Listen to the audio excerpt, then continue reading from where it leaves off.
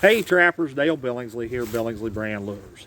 So I've been getting questioned quite a bit from new trappers, young trappers, old new trappers about the use of baits and lures and how do you use them, when do you use them, the different types, and things like this. So I'm going to try to kind of go over that with them today. For some of you veteran older trappers that have played the game, this is just going to be kind of a review.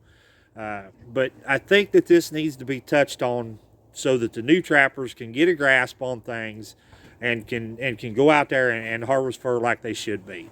So stay with me here, and we'll be back in just a minute. Okay, guys. So the first thing I want to go over is the different types of lures that there are.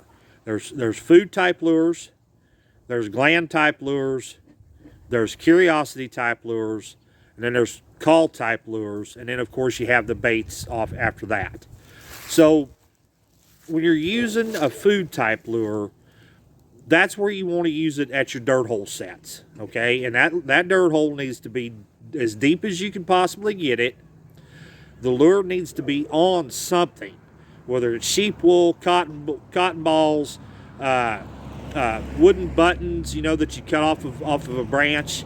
Josh Phoenix out in Pennsylvania was famous for that. He was using ash buttons. He would cut a limb out of an ash tree, so big around, and then he'd do that in the spring and early summer. That way they had a chance to dry through the summer and into the early fall, so that they would soak up that lure and that bait that he put on there.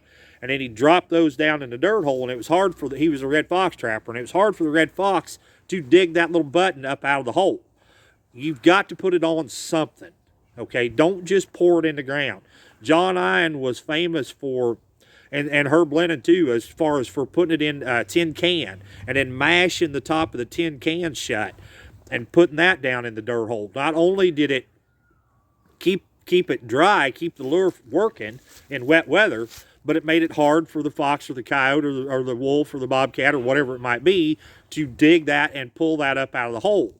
Not only that, but the other reason was that when they pulled traps out of that area and they left, they could take their bait and lure with them so that the animals weren't getting habituated to it throughout the off season, okay? Once that lure or bait, once that animal has smelled it, pulled it up, rolled on it, played with it, chewed on it, done whatever he's going to do, especially coyotes, they've lost the interest to it, okay? They've smelled it, they've played with it, they've done whatever they wanted to do. Now it's not a novelty to them. So when you take that bait and lure with you, when you leave, when you're done, then when you go back the following fall, you can use that same odor again, and it has the wow factor to it. It's brand new again, okay? So you pique their curiosity, you pique their hunger, you pique their sexual drive, whatever type of lure you might be using, you pique it again, okay? I hope that makes sense to some of y'all. I hope I'm getting through to you. It's important to take it with you when you leave, okay? Anyway, back to the subject hand, using food type odors at your dirt hole sets. Now you can use food type lures at a flat set just as easy. Just make sure that it's tucked back in tight under something. I like to put mine up under a clotted, a trash mound or something of that sort. If I use it at like a grab and die type set, I want that grab and die down low and drove into the ground so they can't just walk up, pick it up, and run off with it. You have to make them work to get it, okay? Once he works to get it out, by then you should have him caught. If he really wants it that bad, he should be frothing and foaming at the mouth, and he should be stomping around and getting right with the program, and you ought to have him caught before it ever gets that far. So when you're using those food type lures, down deep in the dirt hole, or really stake them down tight, tucked back in somewhere so they can't just walk up, take it, and run off with it. And a food type lure is basically just exactly the name of it. It's something they want to eat, okay? Now we move into the gland type lures, which are what pique its curiosity and also raises sexual awareness. Okay, you want to use those more into the running season. Okay, and here in the Midwest, that starts right about Christmas time and carries through the month of January and then off into February just a little bit as well. Those type of lures you need to be using at flat sets, okay, or urine post sets. Try to find the boundaries of their territory and use them along the edges.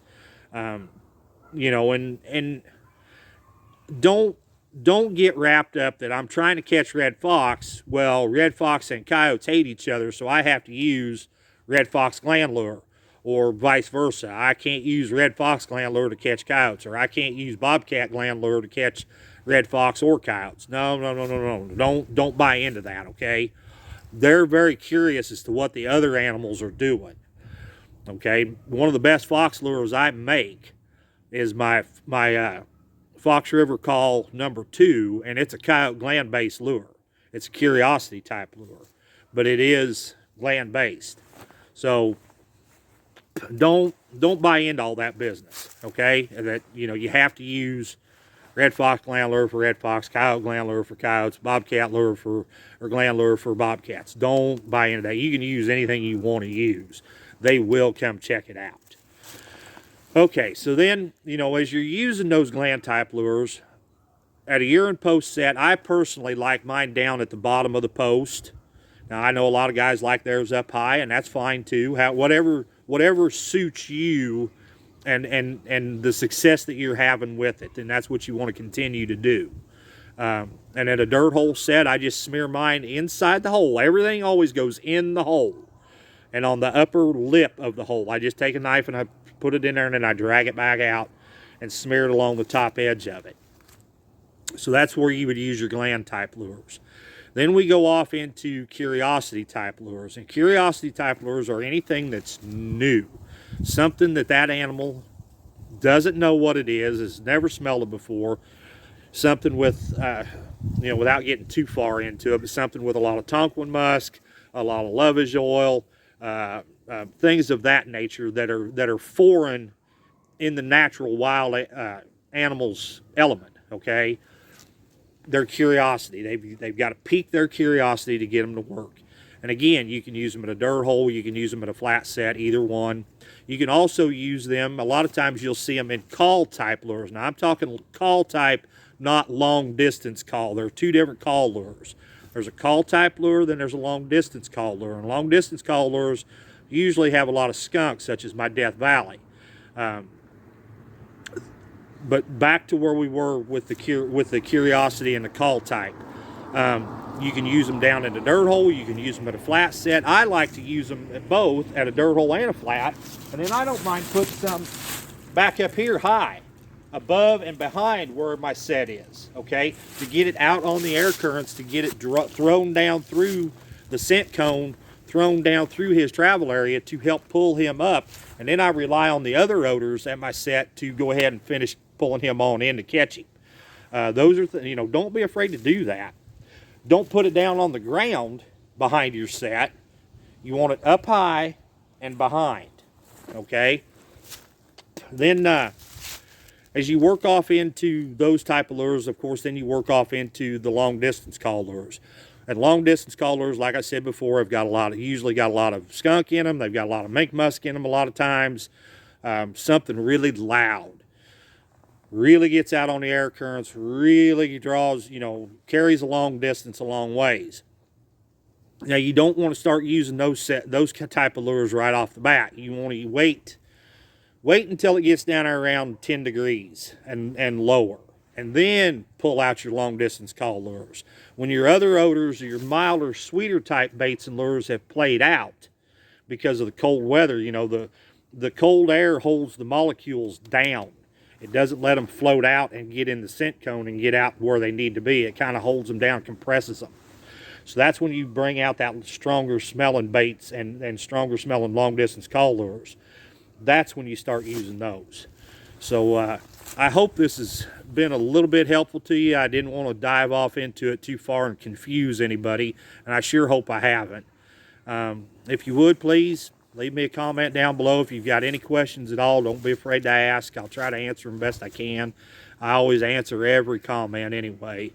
And then, you know, if you would please, if you're here, doesn't cost you anything to hit that subscribe button, hit that thumbs up, and share these videos. You know, it does so much for not only my channel, but everybody else's that has a trapping or a hunting related channel out there. It helps all of us in the long run. So YouTube really looks at that. So guys, I appreciate each and every one of you, and I appreciate y'all tuning in for me.